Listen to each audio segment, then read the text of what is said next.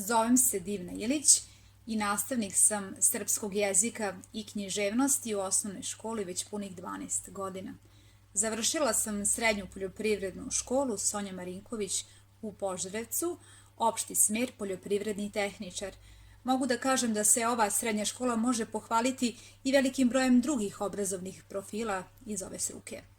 Poljoprivredna škola u Požarevcu Sonja Marinković ima izuzetno obrazovan i profesionalan stručni kadar, odlične profesore, a i bogme dobre učenike koji su izašli iz ove škole.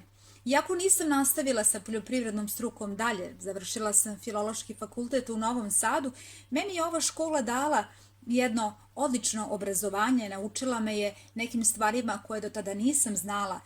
Sećam se lepih stvari i dragih uspomena sa periodne prakse, tako da svako ko se opredeli za ovu školu neće pogrešiti.